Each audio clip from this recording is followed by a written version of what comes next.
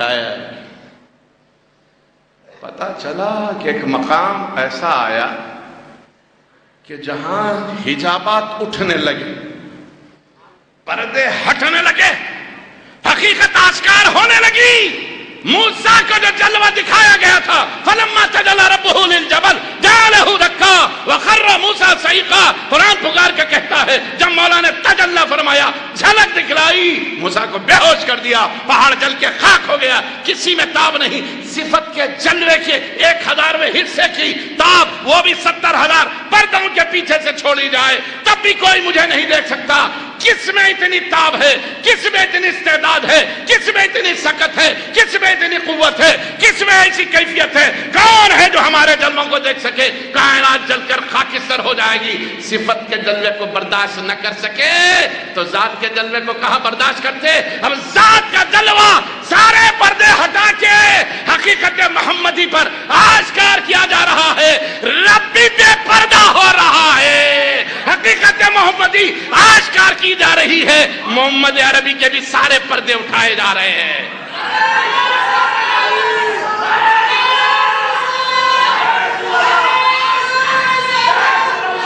تجھے اس دنیا میں بہت سے پردوں میں رکھا ہے،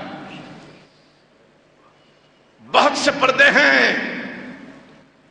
حقیقت آشکار ہو نہیں سکتی. حقیقت آشکار ہو نہیں سکتی.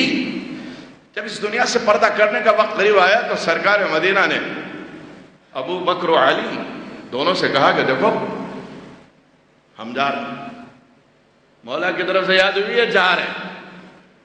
ہمارے بعد یہ ہمارا خرقہ ایک ہمارا دیوانہ چاہنے والا ہے، ویسے قرنی اسے پہنانا اور ہماری امت کے لیے اس سے دعا کروانا. ذرا بتاؤ، سید الانبیاء سے بڑھ کے کسی کی دعا ہے؟ نہیں ہے. یہ بتایا گیا جو دیوانے ہوتے ہیں ہم ان کی آبرو ایسے بڑھایا کرتے ہیں.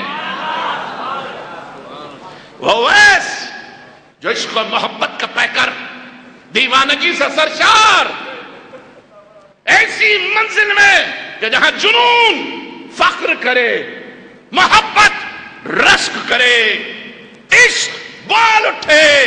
دیوانے ایسے ہوتے ہیں، دیوانے ایسے ہوتے ہیں. ویسے میری امت کے لیے دعا کرو. چلے ویس کو تلاش کرتے ہیں. پتا چلا کہ جنگل بیابان میں دیوانہ کا دل شہر میں کہاں لگتا ہے؟ دیوانہ کا دل جنگل میں کہاں لگتا ہے؟ ہمارے شہر کی ایک بزرگ ہستی جو صوفی باصفا بھی ہیں، عالم بھی، شاعر بھی، انہوں نے کہا کامل میری وحشت ہو صحرائے مدینہ ہو.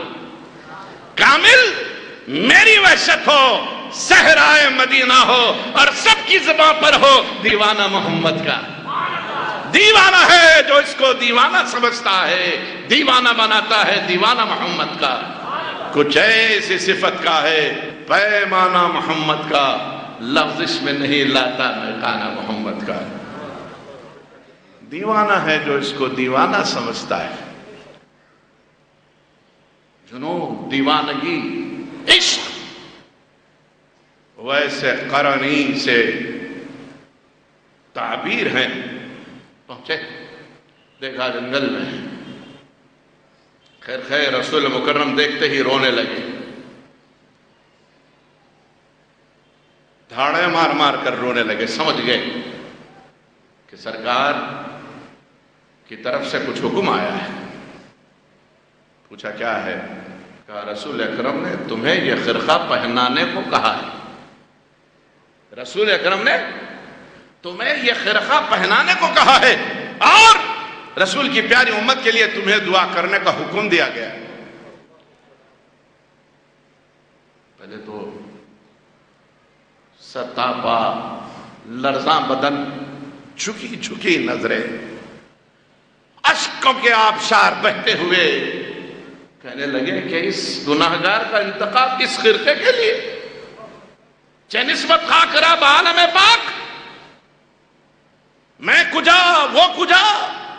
کہا حکم کی تعمیل ہے، ہم بھی مجبور ہیں۔ کہا اچھا پہنا دو، پہنا دو۔ خرقہ پہنایا گیا تو تیور بدل گئے۔ پوچھا تم لوگوں نے رسول اکرم کو دیکھا ہے؟ تم لوگوں نے رسول اکرم کو دیکھا ہے؟ علی نے پوچھا ویس مجھ سے کہہ رہے ہو؟ میں پیدا ہوا تو کسی کو نہیں دیکھا، میں پیدا ہوا تو کسی کو نہیں دیکھا، دیکھا تو بس کعبے کے کعبے کو دیکھا۔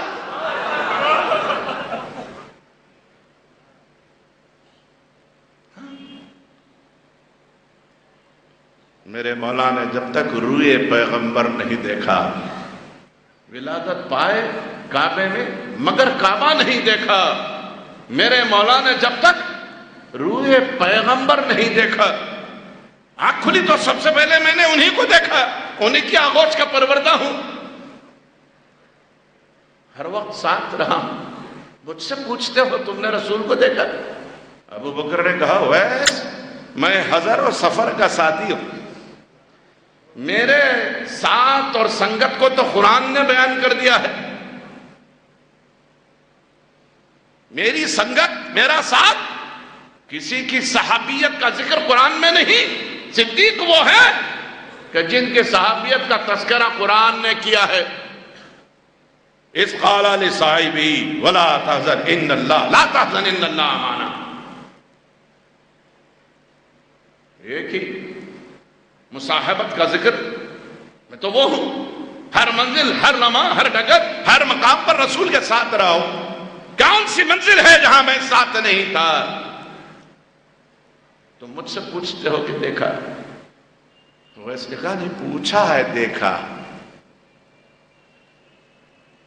اسی تذبذب میں علی مرتضیٰ جب گھر لوٹے، تفکر کی ریکھائیں پیشانی پر ابھری ہوئی، سیدہ فاطمہ نے پوچھا کہ علی کسی بات میں ڈوبے ہوئے لگتے ہو، مستغرق لگتے ہو، بتاؤ کیا چیز ہے؟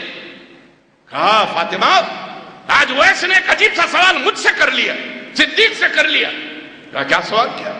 کہا جس وقت ہم نے انہیں رسول مکرم کا خرقہ پہنایا، انہوں نے ہم سے سوال کیا کیا تم نے کبھی رسول کو دیکھا؟ بتاؤ ہم سے بڑھ کر کس نے دیکھا؟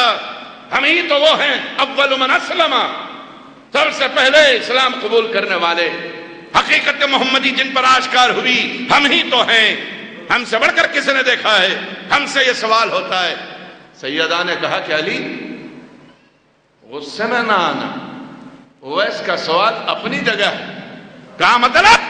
کہا میں ان کی لگتا جگر ہوں، میری رگ رگ میں رسول کا خون ہے، رسول نے اپنی بیٹی ہونے کے شرم سے مجھے نوازا ہے، میں نے بھی رسول کو زندگی میں ایک ہی دفعہ دیکھا ہے، میں نے بھی رسول کو زندگی میں ایک ہی دفعہ دیکھا ہے۔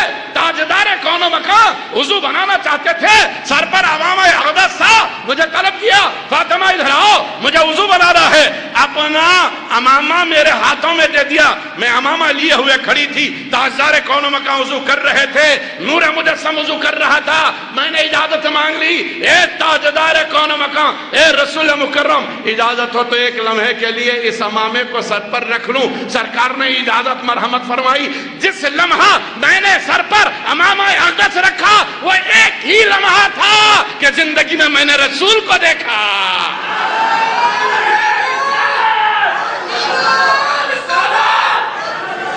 اب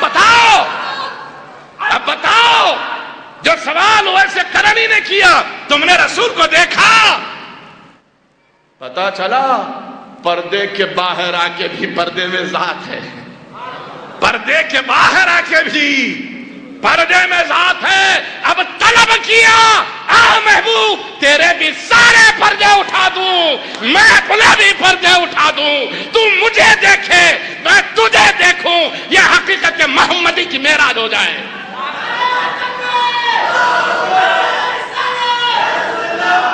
اسی لیے سرکار نے فرمایا لم یعرف حقیقتی بغیر ربی، میری حقیقت کو میرے پروردگار کے سوا کسی نے نہیں جانا، نہ صدیق نے، نہ عمر نے، نہ عثمان نے، نہ علی نے، نہ اویس نے، نہ بلال نے، نہ سلمان نے، کسی نے نہیں جانا۔ ارے کون ہے جو بے پردہ دیکھے؟ کس میں تاب ہے؟ اور اس کو بے پردہ دیکھے، یہ کس میں تاب ہے؟ جلوہ ناز کی طلب اور جلوہ ناز کی طلب۔ محب اور محبوب آپس میں دونوں سرے عرش یہ گفتگو کر رہے ہیں، تمہارا نہیں جو ہمارا نہیں ہے، ہمارا نہیں جو تمہارا نہیں ہے۔